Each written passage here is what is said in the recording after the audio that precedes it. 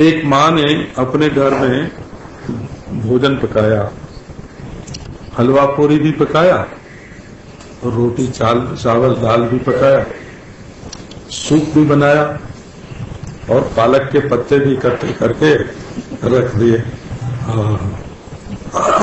एक बेटा आया तो उसको हलवा पूरी खिला दिया, दूसरा आया तो उसको दाल रोटी खिलाई और तीसरा आया तो उसको फल सब्जी खिलाई, चौथे के लिए पालक का पत्ता।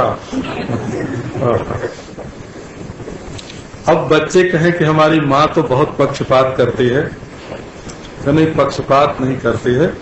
पहलवान बेटे के लिए हलवा पूरी ठीक था और जो सामान्य रूप से काम काज करता है उसके लिए दाल रोटी, और जिसको कोई व्रत करना है कि सात्विकता बढ़ानी है उसके लिए फल फूल, और जो बहुत कमजोर हो गया है प्राकृतिक चिकित्सा करनी है तो उसके लिए पालक का पानी। तो ये जो भगवान के साधन हैं, ये भगवान के कारण अधिक नहीं होता, तरह तरह के नहीं होते। जिस साधक के लिए जो हितकारी होता है, एक साधन तो बिल्कुल जड़ता है, एक ही मंत्र सब जपें कर नहीं, जिसके लिए जो मंत्र ठीक पड़ता है उसके लिए वो मंत्र है। एक ही मूर्ति का सब ध्यान करें कर नहीं, जिसके लिए जो मूर्ति ठीक पड़ती है उसका वो ध्यान करें। का सब योगाभ्यास ही करें, सब ज्ञान ही करें। ये कितनी अद्भुत पद्धति है वैदिक कि जो जिसका अधिकारी हो और जिसके लिए जो साधन उपयोगी हो वही साधन करे। ये साधक की योग्यता के अनुसार साधना में भेद बनाया गया है। लड़ाई उन लोगों ने शुरू की जिन्होंने ये आग्रह किया कि एक ही साधना सब करें, ईश्वर निराकार ही है, साकार नहीं, और कुरान शरीफ को ही मानो, वेद को नहीं। तो ये जो जिद्द है, दुराग्रह है, वो वैमनस्य का संघर्ष का कारण है, और विशेष करके स्वार्थ। हमने पता लगाया तो मालूम पड़ा कि अदालतों में जो आजकल मुकदमे हैं वो धर्म के कारण अधिक नहीं है, स्वार्थ के कारण, जमीन के कारण, धन के कारण, परस्पर नीचाई ऊंचाई के कारण बहुत अधिक हैं। तो ये जो संप्रदाय के भेद हैं, इसमें एक तो परंपरा का भेद कारण होता है। आदिवासियों की परंपरा कुछ है, हरिजनों की परंपरा कुछ है, वाल्मीकियों की परंपरा कुछ और है। वाल्मीकि अलग हैं और हरिजन अलग हैं, उनकी अपनी अपनी परंपराएं हैं। कुछ पोथियों के कारण भेद होता है, कुछ आचार्यों के कारण भेद होता है, कुछ समय के कारण भेद होता है।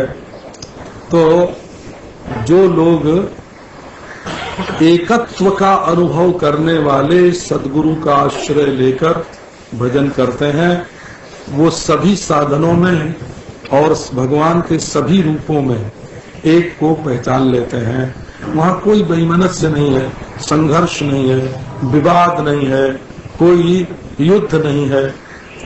और अनेकता तो हमारे लिए, जब सब भगवान है तो कोई किसी भी रास्ते से भगवान को प्राप्त करे। उन लोगों के लिए थोड़ी अड़चन जरूर है जिनका भगवान एक ही किस्म का होता है, और हमारा भगवान तो सब किस्म का है, निर्गुण, निराकार, साकार, शिव, विष्णु, राम, कृष्ण। विवाद का कोई कारण ही नहीं है। जिसके गुरु ने जैसा बताया और जो अपने प्रेम से जैसा कर रहा है उसको वैसा करना चाहिए। किसी को नीच ऊंच नहीं समझना चाहिए। हमारे एक घर में दिवाली के दिनों में खाड़ के खिलौने आते थे, अभी आते हैं कि नहीं हमको मालूम नहीं है। तो उसमें कोई प्याला होता था खाड़ का बना, कोई घोड़ा होता था, कोई हाथी, कोई गधा, सब खाड़ के बने होते थे। उसमें दूसरी कोई चीज नहीं होती थी। लेकिन आने पर हम लोग लड़ने लगते, बच्चे हम गधा नहीं लेंगे, हम तो हाथी लेंगे। दोनों खाड़ के हैं, दोनों खाड़ के और बोले नहीं नहीं, हम प्याला नहीं लेंगे, हम तो ये खिलौना लेंगे। तो असल में ईश्वर के चाहे किसी भी रूप की कोई उपासना करता है, हमें रूप में कोई फर्क नहीं है, नाम में कोई फर्क नहीं है, ईश्वर बुद्धि होनी चाहिए। ये बात आप अंग्रेजी ढंग से या आप फारसी ढंग से सोचेंगे तो मालूम नहीं पड़ेगी, क्योंकि हमारे माटी और कुम्हार जो घड़ा बनाता है और जो घड़ा बनता है, मिट्टी घड़ा होती है, बनती है, और कुम्हार घड़ा बनाता है। ये दोनों दो नहीं है हमारे, एक परमेश्वर ही है जो निमित्त कारण कुम्हार भी है और उपादान कारण माटी भी है। ये बात दुनिया के और किसी मजहब में नहीं है। वे लोग ईश्वर को कुम्हार तो मानते हैं, माटी नहीं मानते हैं। और हमारे माटी और कुम्हार दोनों ही परमात्मा ऐसा मानते हैं। इसलिए चाहे सालग्राम की गोली हो और चाहे शिवलिंग लंबा हो नारायण, चाहे स्त्री की मूर्ति देवी हो, चाहे हाथी के मुंह वाला गणेश हो, परमात्मा तो बिल्कुल एक है। सकल सूरत अलग अलग होने से या नाम अलग अलग होने से कोई भी भेद नहीं पड़ता है। इसलिए जिनका ईश्वर सिर्फ सातवें आसमान में रहता है, उनके लिए बुत परस्ती हो जाती है। हो तो मूर्ति पूजक हैं तो बुत परस्त हो गए। जो आर्य समाजी हैं, जिनका ईश्वर केवल निराकार है, तो मंदिर मूर्ति की पूजा उनके लिए ठीक नहीं रही। परंतु वैदिक सत्य ये है, एकम वा सत विबभूव सर्वम, एक ही सत्य है जो सर्व के रूप में दिखाई पड़ रहा है। एकम सत विप्रा बहुधा वदन्ति, एक ही सत्य है जिसको ब्राह्मण लोग अनेक रूप से मानते हैं। इसलिए हमारे शिव, विष्णु, गणेश, शक्ति, सूर्य, इनके अलग अलग होने पर भी ईश्वर अलग अलग नहीं होता।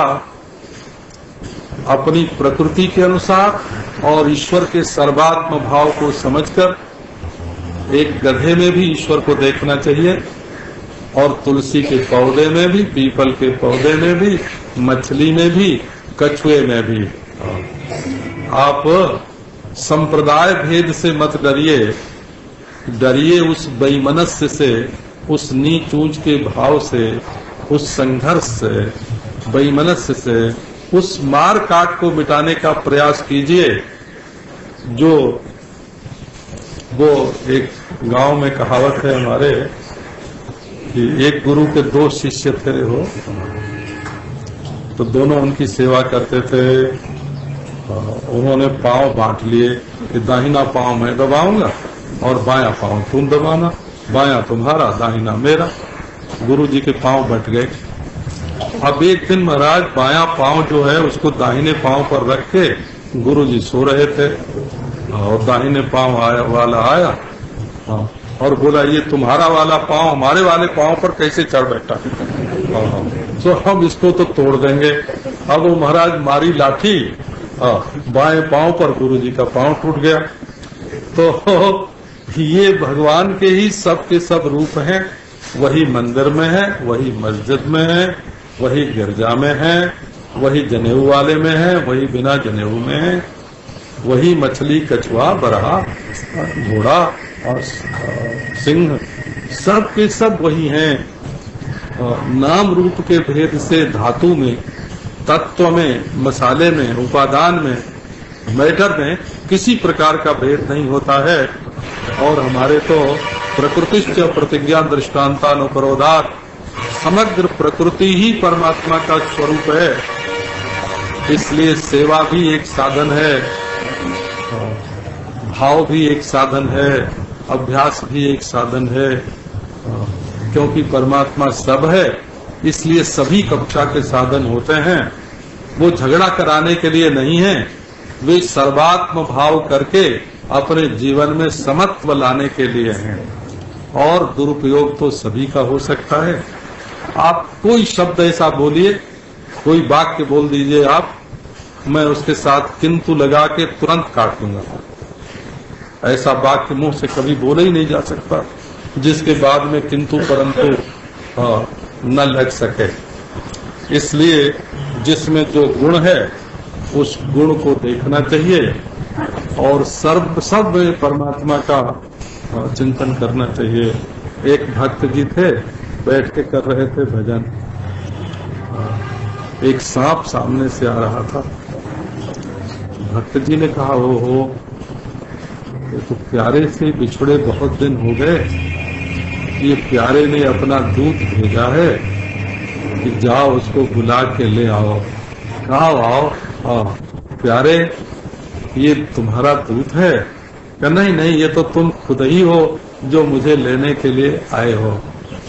अपना मन इस ढंग का होना चाहिए जो किसी संप्रदाय में, किसी सांप्रदायिक के प्रति द्वेष भाव से दोष दर्शन न करे और कहीं वैमनस्य उत्पन्न करने की कोशिश न करे। ओम शांति।